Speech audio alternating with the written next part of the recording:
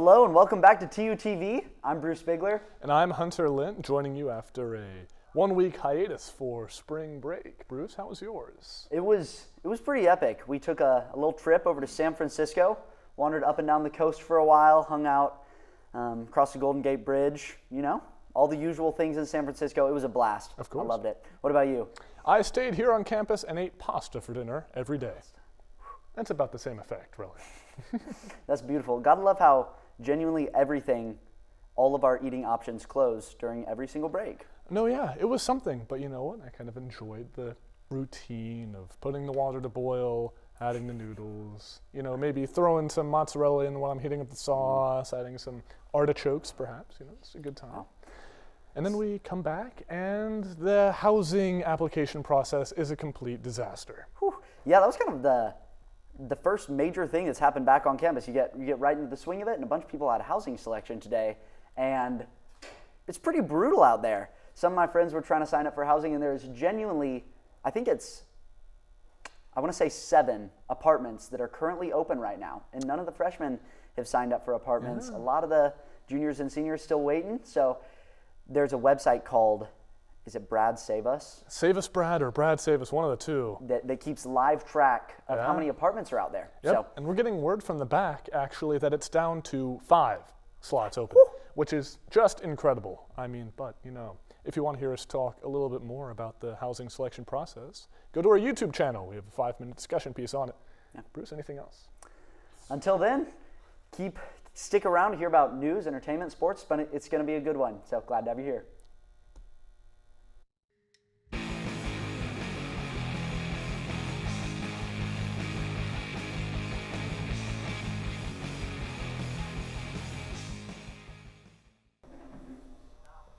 Long time no see. I'm Hunter Lynn at the news desk. And I'm Anderson ScoMo Scott Morrison Bell. Got a lot of good stuff here on the news today, so let's jump right into it. Millions of Americans have taken action against companies that have aligned with President Donald Trump's agenda. Companies such as Target, Tesla, and Amazon have already seen economic boycotts that have cut into their sales. A recent poll conducted by The Guardian suggests that 20% of Americans have changed their purchasing habits to align with the boycott, and a third of those plan to do so indefinitely. These facts suggest a, quote, miscalculation on the part of corporations who are betting on convenience winning out over conviction, according to Libby Rodney, the chief strategy officer at the Harris Poll Agency. The poll suggested that age was a key factor in a person's likelihood to participate in the boycotts. While about half of millennials and Gen Z planned to participate in the boycotts, less than a third of Gen X and only 22% of baby boomers plan to. Additionally, half of Democrats plan to participate, while only a third of independents and Republicans did. The boycotts have largely been organized on social media, which may explain the generational divide in participation. Now over to the European Union, where America has seen its favorability drop significantly since Donald Trump took office. A recent YouGov poll has shown decreases in positive opinion of the United States among citizens of 7 European countries. While about half of citizens in all countries surveyed viewed the U.S. favorably last August, that share has dropped to a third in Britain, France, and Germany, and 30% in Sweden, while being only 20% in Denmark, whose 28% swing was the largest among surveyed countries. Italy and Spain saw the least change, but the U.S.'s favorability still dropped to 42% and 43% respectively. Quote, in Great Britain, Denmark, Sweden, Spain, and Italy, these are the lowest figures for USA favorability since we began tracking this question in 2016, according to YouGov. The European opinion of the United States fell during the first Trump presidency before rebounding after Joe Biden's election in 2020.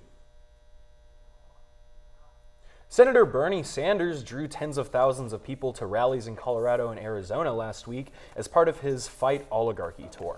Sanders, joined by Representative Alexandria Ocasio-Cortez, called on the Democratic Party to embrace pro-working class policies to defeat Republicans. Sanders addressed an overflow crowd at Arizona State University last week, saying that, quote, the oligarchs are enormously powerful, but reaffirming that I am convinced that they can be defeated. Sanders and Cortez have stressed the unpopularity of Trump's moves to dismantle the federal government since he took office in January. Recent polling has shown that Trump's moves are unpopular among Americans. According to polls conducted by NPR and PBS News, 56% of Americans think Trump is rushing changes, while 55% say his attacks on the federal government are harmful. Only 39% of respondents had a favorable opinion of Elon Musk and his Department of Government Efficiency, while 60% said that federal employees are essential. And now to campus news. Quick Trip CEO Chet Cadeau's coming to TU this Wednesday as part of the Friends of Finance Executive Speaker Series. Students can register for free for the event, which will be held in the Great Hall from 11:30 a.m. to 1 p.m. Also on Wednesday, the South Asian Student Association is hosting a Holi festival on the Old U from 4 to 6 p.m. Students can enjoy snacks, participate in games, and throw colors during the event, which celebrates the arrival of spring in Hindu tradition. On Friday, the Tulsa Law Review is holding an academic symposium in the Great Hall. The all-day event will feature, quote, prominent Indian law scholars from around the country, who will give addresses and provide commentary. Students must register to attend, but registration is free. And so, some significant changes in opinion of the United States in the past 2 months. Anderson, any comments? Yeah, I mean, I think it just says a lot about kind of the direction that the country is going and the unpredictability of the foreign policy. And, I'm hoping for the best on the world stage. Lots of stuff. And of course, you're more of an Australian expert, Mr. Sure. ScoMo, of Mr. course, Scott Prime Minister of Morrison. Australia.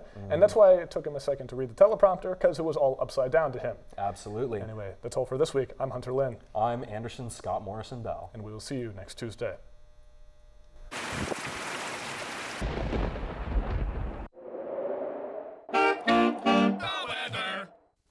Hello and welcome back to your TUTV weather. Today's going to be coming to a close around 79 degrees, staying nice and warm out there. That's going to continue in through tomorrow. Later this evening, slight risk of storms. They have put out a weather advisory for that. Nothing too severe, but just something to kind of keep an eye on as we move in through this week. Wednesday, definitely some more storms there. Friday, slight showers. Saturday, warming back up to about 82 degrees. Clouds for most of the day, a little bit of sun peeking through. Moving into Sunday evening, where we do have a slight risk of severe weather here. A lot of that's going to actually be off to our east, which we're going to look at in just a second. Looking now at our GFS model, this is the 500 millibar flow. We've seen this a couple times, but we see a small trough moving through centralized low over Kansas here.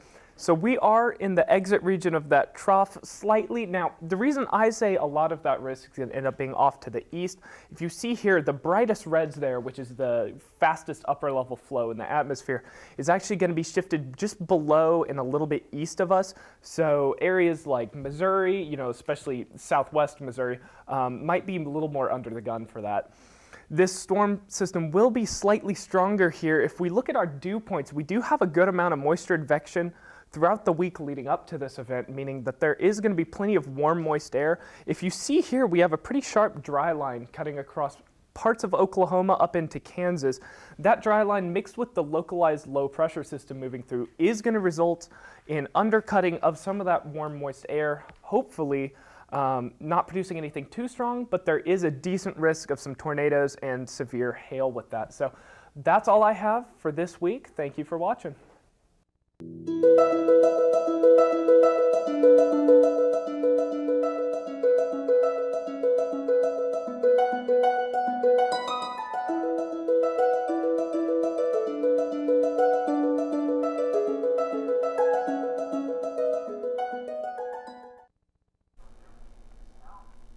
Hello and welcome back to TUTV. I'm Bruce Bigler and I am so excited right now because today we have arguably the best interview of all TUTV history. Don't say that. We have with us the one, the only, Joe McCurdy, a TUTV staple. No. Yes, sir. No. A senior studying. I stay humble. It's okay. I mean, we are beyond excited to have Joe for the. How many years have you been with TUTV? This is my fourth and final year. Yeah. For the past 4 years, been an absolute staple, holding it together, bringing a lot of life and joy. I try and my so best. we're just gonna ask him a few questions, get a read on his view of TUTV and his vision for it. So, Joe, tell us a little bit about your story, how you ended up here. Yeah. Well, it really all circles back to my my high school process and being able to look out for schools and TUTV was probably one of the main reasons I came to Tulsa. It was a program and a thing that I could really shape and kind of get my fingers in and learn and grow with this program. And it's, I feel like it's paid dividends in what I've been able to do and the things I've been able to learn, and it's been a lot of fun. So yeah, I came in as a freshman and found my way through anchor, producer for 2 years, and now I'm show producer. So it's been a lot of fun. Done a little bit of everything. Do you have any of those roles that you really feel like resonate with you? Yeah, I mean, my baby will always be my sports segment, right? that is my dear pride and joy. And I spent 3 years as I was a second semester freshman when I was first picked to be show producer or sports producer. So it was really I've been able to grow with that position and see it develop and really grow as a segment. It's been a lot of fun. One of my favorite memories having you around is when I wish I could remember the exact context, but pretty much you had a lighter, and you can tell the story better than I can.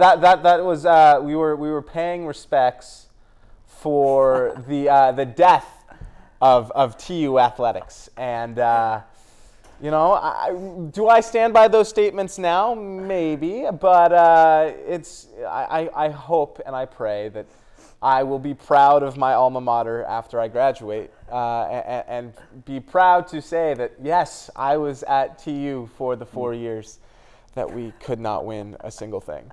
But, one can only hope, right? So true. And that little candlelight vigil was very, very special. Rest in peace. So along those same lines, what are some other memories that really stand out to you? What are your highlights of your Oh, my goodness. I feel like the main one, for our longtime viewers, and if we have any alumni out there that actually still watch this, Catherine Stenning was a rower, and she was also my co-host for a good part of my time here. And we would always keep Capri Suns in the fridge, and she always had a very interesting way of pronouncing those, and it was Capri Suns. And I had never heard of that until I met her, and from now I can't pronounce it any other way because that is a Capri Sun. It is not a Capri Sun. That is a Capri Sun. So that's probably one of my more fond memories, and I feel like they're all fond memories, right? And, yeah. But yeah, that one's a core one for sure. I love that out of 4 years filming, writing scripts, your favorite thing you got out is a pronunciation of Capri Suns. Those are the things that stay with you. Like we are, we're media broadcasting. I feel like the way we pronounce and say what we say is pretty important. So I don't know. It's a funny thing that stuck with me. But yeah, it's if we're getting more into like what we do, it's always the tier lists. The tier lists are my favorite. That is a key staple of my repertoire. And it's just always fun. Sarah Moore, if she would ever come back, it was always a really fun person to do those with, and it's always fun content. And we will be doing one for our live stream. A little shameless plug there, real quick. But live stream coming up soon. So another tier list to end off my 4 years. Come on. I remember we had the political memes tier list on election night. Yes. Live stream. Are there some others that stand out in your mind? Well, there's jerking the penis. There's JD Vance. There's jerking the penis. That's the that's the meme that won it all, right? I feel like that. And it's only developed now. If you guys are on any sort of social media and have not seen the new JD Vance memes, it is just completely blown up. Oh my goodness, it's one of my favorites. So yeah, good stuff. Yeah. Kind of on the flip side, what memories do you have that maybe were a little bit more embarrassing that stick out in your head as? Oh, what isn't there, right? I feel like it's been this semester when I've kind of taken a step back that I've found myself tripping up, and I will always bear witness to and bear shame that I am. What was it? Not a fan of safe words. That was a good one. That one will live on in infamy. But yeah, we don't dwell on the embarrassing. So true. ones. We all have things that you can't quite say what you mean. Right. Yeah, kind of to wrap it up, how do you think that you've grown and changed as a person? What are the biggest things that TUTV has meant to you? Well, I came to TU, I applied for the Leadership TU program using, my vision for TUTV as my essay. And, ever since then, it's been kind of my baby. Like I'd said at the beginning, it's, and now as a, 4-year senior, I am in a leadership position in this great program, and I've been able to implement kind of, things that I've learned through my time here, through working in local media around Tulsa, and, being able to impart wisdom is really, really impactful, and being a leader in this position really is just something special. So I would say that. I mean, it's something you learn and grow with. 4 years in college is something, but yeah, no, it's been a ride. Yeah. Well, we appreciate everything that you've poured into TUTV, and I'm excited for the last few months that you have, just pouring out everything that you got and continue to make this such an awesome place to be. So, yes. Joe McCurdy, everybody, thank you guys so much for coming on. Thank you, I appreciate it. Good evening and welcome to the Roundtable. I'm your host, Hunter Lynn, joined today by my panel, Anderson Bell, Joey Wilson, Carter Reed. Folks, there's a lot of stuff going on in the Oklahoma legislature right now, but one thing that's of dear importance to our good friend on the show, Carter, is the potential to ban storm chasing. Carter, how do you feel about that? I think it's something there's been a lot of discussion about. When you talk to legislators about this, it's something that there hasn't been a lot of agreement on, and the methods of enforcement are a bit mixed. I personally think it would be nearly impossible to regulate that. I mean, it's something where we're talking about thousands of people coming in on high-risk days for this, and unless cops are setting up checkpoints near rapidly moving storms, there's really no way to regulate this. In addition to that, law enforcement has come out openly against this just because a lot of storm chasers end up serving as impromptu first responders. And they don't want to lose that coverage. You have spotters, they provide medical assistance, so I think it's one of those things where I understand some of the motivation behind it. Amateur chasers can get in trouble, incidents can happen, but this just isn't the way to go about it. And I can't see it passing going forward. That's about it. Yeah, if you're all right with me putting you on the spot here a little bit. Absolutely. What does this bill actually stipulate in the writing? Well, so the way it's currently set up, it would require you to almost get press credentials like reporters have, but I don't remember the exact wording, but essentially a permit to go chase, which would only be given to well-known chasers that already exist, people working with news and media organizations, and pretty much nothing beyond that. So I think that is very limiting. Especially because there currently, the way it's written, aren't any things that specify any level of experience or degree requirement. So you could have meteorologists from one of our, many great programs in the state who are unable to go chase just because they aren't currently working with a media organization. So I think it's a dangerous setup right now to try and limit, observing natural events to only a select few. I don't think that's very American, and I think this should not go through. And if I can add, it kind of, I feel like, almost represents a kind of trend that we see around the country where independent media is viewed as less than your traditional legacy media, big corporations, all that, which is something, as all of us here at TUTV, an independent student-run media organization, that's something that I think is concerning. It's concerning for First Amendment implications, really thinking about who's actually controlling the flow of information in the country. So I'm in agreement with you there, Carter. I absolutely agree. No, that's well said. Joe, anything to add? I don't have anything to add. I pretty much agree with both guys. That was excellent input, gentlemen. Let's move on to something else that's being discussed right now in the State House, and it's a potential, or a bill with the potential to establish business courts in Tulsa and Oklahoma counties, obviously our two most populous counties there, establishing separate courts for business matters. What is your opinion on this idea, this consideration?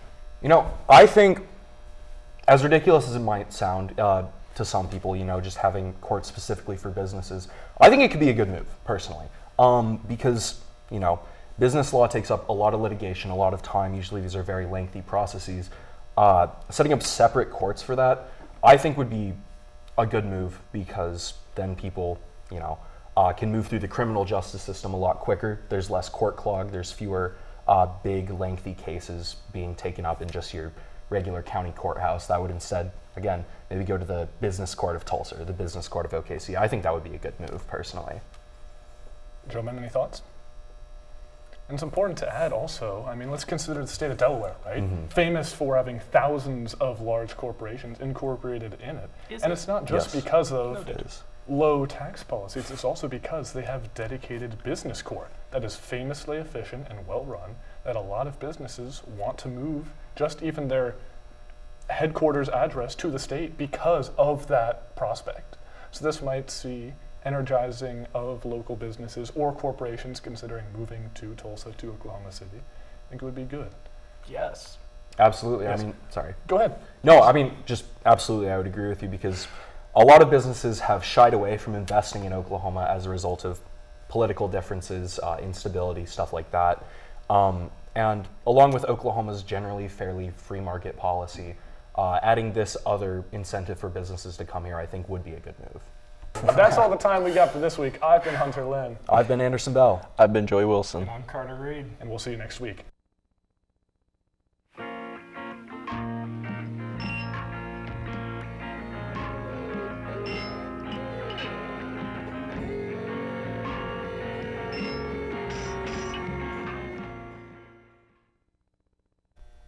Hi, my name is Joe McCurdy, and this is our news segment, or our entertainment segment. Entertainment, yeah. Yeah, my bad. They're similar. We're basically the same, right? I forgot how to do an intro. It's difficult stuff, truly. Yeah, Truly we'll is. smooth it over. Hopefully the news is entertaining. On March 18th, the University of Tulsa opened the Fever Dreams art exhibit right here on campus at McFarland Library, a limited time exhibit. The artwork is meant to capture the disorienting experience of fever dreams, as well as an exploration of the narratives that the subconscious creates. The exhibit, quote, brings together a curated selection of paintings that explore the surreal landscapes of the unconscious mind, unquote, and showcases the complex emotions and narratives that emerge from the subconscious. The artwork in the exhibit was pulled by McFarland's Department of Special Collections, and the exhibit will be open from now until April 1st. Before the break, the Muslim Student Association, in partnership with the South Asian student organization Every Campus a Refuge and other organizations, hosted the annual Ramadan Iftar event next week on April 1st. MSA will partner with other student organizations to celebrate the end of Ramadan and host an Eid festival. The festival will be a game-style event including darts, cornhole, Jenga, and others. There will be also a ton of food, desserts, and goodie bags for attendees to enjoy as well. The MSA will partner with the Association of Arab Students, Every Campus a Refuge, and the Pakistani Student Association to reflect the number of cultures that celebrate the holiday. The event will run from 6 to 9 p.m. and will be held in the Great Hall of the Student Union. On March 7th, the Oklahoma Center for the Humanities opened an exhibit titled Black Gold in Oil Town. The exhibit brings to light the history of black baseball in the city of Tulsa. The exhibit is curated by W. Jacob Cornwall, the creator of the Oklahoma Baseball Archive. Black Gold in Oil Town is meant to discuss the history of the Negro Leagues, a group of all African-American baseball leagues created beginning in 1920 when segregation prevented black players from playing with white men. The exhibit is active from now until Saturday, April 26th at the OCH building, a product of the University of Tulsa at 101 Archer, the heart of Tulsa's art district. As always, admission. As with every week, campus is filled with events. La Tortulia, the Spanish club at TU, hosts their weekly Practica tu Español meeting where students can practice their Spanish without judgment from 12 to 1 p.m. in Oliphant Hall. On Tuesday, TUTV hosts our weekly broadcast meeting from 4:30 to 5:30 in Kendall Hall. Please join us. Please, I'd like to go home and see my family. On Wednesdays, students who are interested in acting in a short film are welcome to attend a casting call at the Lorton Performance Center. The casting call will run from 2 to 4 p.m. in room 2215.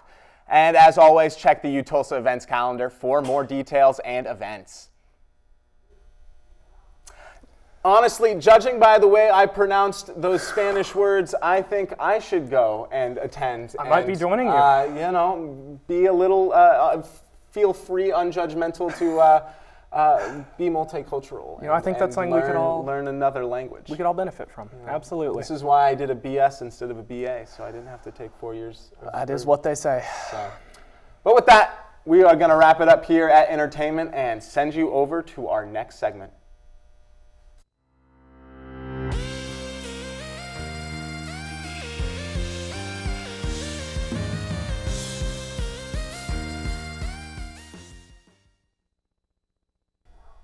Hello and welcome back to our next segment. I'm Joe McCurdy. And I'm Carter Reed. We have sports ready for us, so let's hop right in. The 11th seeded Tulsa men's basketball team attempted to salvage an otherwise disappointing season with a run into the American Conference Championship tournament. They started the tournament by facing the 7th seeded Temple Owls in the first round. The situation looked dire for Tulsa as the Owls held a 42-30 lead going into the half. Temple's top scorer, Steve Settle III, led the effort in the first half, racking up 15 of his 22 total points before the break. To keep their hopes alive in the tournament, TU needed a comeback. Thankfully, that's exactly what they found, with Jared Garcia and Dwan Odom leading the charge, scoring 14 and 8 points respectively. Garcia led the team with 20 points in total. TU outscored Temple 45-29 in the second half, advancing to the quarterfinals in a 75-71 win. Tulsa then matched up against the 2-seeded North Green, Texas Mean Green. The Golden Hurricane kept the first half close, outscoring North Texas 31-26. TU's defense would collapse in the second half, however, allowing a remarkable 51 points by the Mean Green. North Texas's leading scorer, Aten Wright, scored 24 points with 12 in each half. Tulsa would lose the game 77-59 and be knocked out of the tournament, bringing their postseason aspirations to an end. After this loss, the offseason officially begins for Tulsa, with Coach Conkle has a challenging task ahead of him to bolster TU's roster through his portal and high school prospects. Tulsa softball saw a number of matchups over break, beginning with a showdown against the then undefeated number 1 ranked 4-time back-to-back national champion, the Oklahoma Sooners.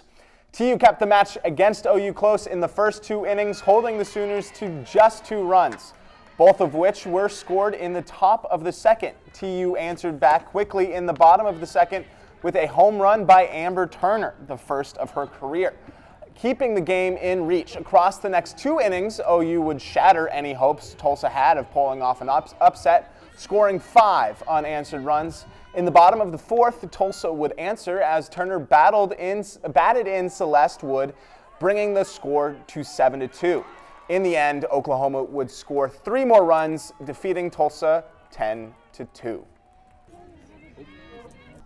After an upset loss to the Charlotte 49ers in the American Conference Tournament, the Tulsa women's basketball team received a bid to the National Women's Invitational Tournament, playing last Thursday against the Lindenwood Lions. The first half saw 12 turnovers by the Lady Golden Hurricane and only 4 by the Lion, allowing Lindenwood's offense to capitalize and take a lead of 45-24. The second half saw Lindenwood continue to dominate, and Tulsa would fall to the Lions 76-60. TU's top scoring players in this matchup were Paige Bradley and Crystal Asen. Both players recorded 13 points, which exceeded both of their season averages by 6 points. Maddie Cartwright followed closely behind the two, adding 12 points to Tulsa's effort. After a second straight Women's National Invitational Tournament appearance, the Lady Golden Hurricane still has a number of problems to work through between the 2025-26 season begins next fall.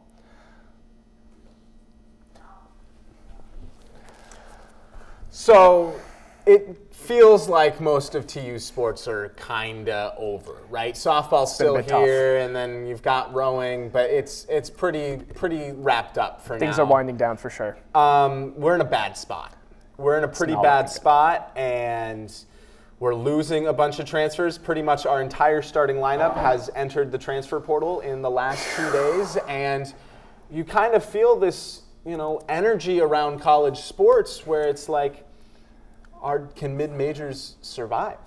And at this rate, we just saw our former, freshman of the year, All-American, first team, PJ Haggerty, play in this tournament. Right.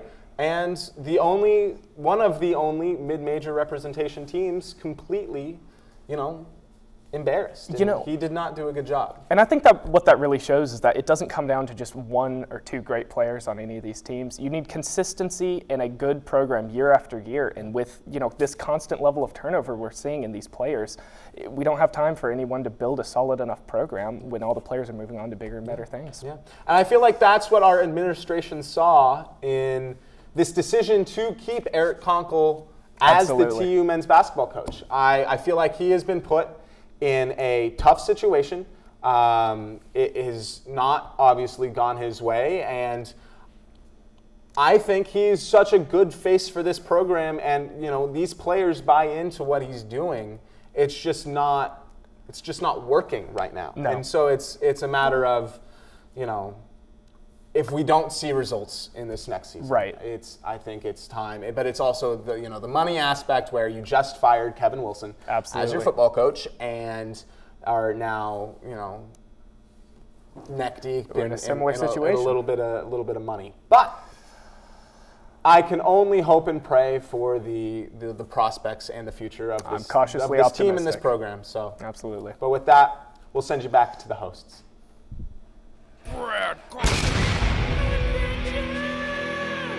Goldie, do you remember when we went on a spring break cruise and then ended up stranded on a dinosaur island a few seasons ago? Sure, Brad. We barely made it out alive. Well, I've decided.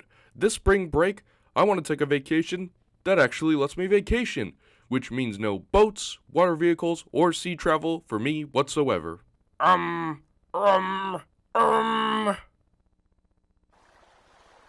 Okay, Brad. I have a whole list of things we need to do on this trip. When a schedule outlining when all of this needs to happen. First, we need to go scuba diving from 10 to noon, and then have a 15-minute transition period before hang gliding. Then, after that, we can take a 30-minute break for lunch, which will lead us to our deep-sea fishing appointment at 2:36. Goldie, first of all, I specifically said no boats. And secondly, I came here to relax, not follow some itinerary that tells me what to do and when to do it. Well, right, Brad. We just need to be ready for our shark cage reservations at 3:45. Wait, did you say shark cage?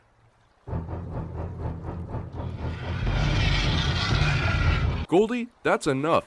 This is far from relaxing. Vacations are supposed to be a time where we can unwind from the monotony of our everyday schedules and be free to use our time any way we want to. If we just settle down, take a deep breath, and enjoy the time we have to take a break, then maybe returning to a life of work and stress won't be so bad. So, you're saying you won't want to do a shark cage? Well, we're gonna need a smaller shark. Well, Hunter, great episode. A lot of stuff going on in the world, going on campus. What stuck out to you? What stuck out to me was Joe McCurdy mispronouncing dozens of words, followed by Carter Reed not understanding how to compose a sentence, and then saying Arab on television. What about you, Bruce? Whew. Way to point out all the blunders today. I thought there were plenty of great things too. Lots of in-depth analysis about sports. And also, we have some updates with housing selection. The situation may not be as dire as we initially thought due to some research in between when we sat on this stage. And now, it has come to our attention that they apparently release housing in waves. And when you look on the back end and kind of check out how many apartments are actually available, the numbers aren't necessarily great, but they are definitely higher than 7. We're hoping near 100 or so. Okay. So fingers crossed that holds up. You can thank our folks in the back, Nevaeh and Benton, our lovely technical directors here on the floor, who went and personally lobbied Brad Carson to open more housing. Thank you very much, folks. Huge thanks. I'm waving at them now. But, well, you know, it's not necessarily the blunders that make a show bad. It's what adds character. I mean, we're a bunch of people out here doing our best and having a lot of fun doing it. And I think that speaks more to the talents of the show than anything else does. So true. We hope that as much as we have a good time making it, that you all have a good time watching it. We hope to see you guys next week for even more on the current events going on. Thank you very much for watching. Thank you.